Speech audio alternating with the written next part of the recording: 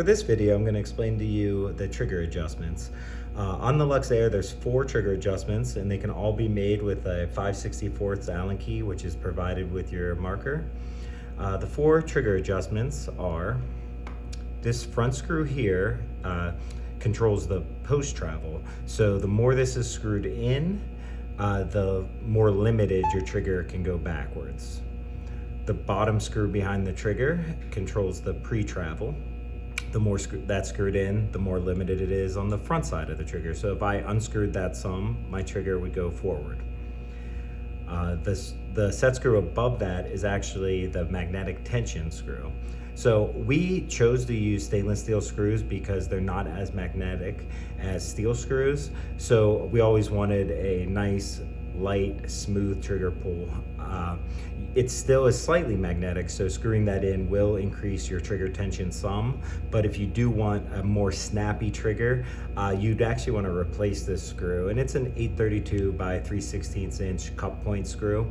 All our parts kits now come with a steel screw that you can throw in right from your box so that you can get that snappier trigger pull if that's what you're looking for.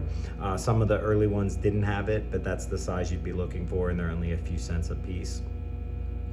The 4th adjustment is actually this, and this screw right here on the face of the trigger. That's actually the trigger mounting screw. And so if I wanted to replace it with a different trigger shoe, I'd unscrew this and remove it. But additionally, it controls the rake, which is the positioning of the trigger.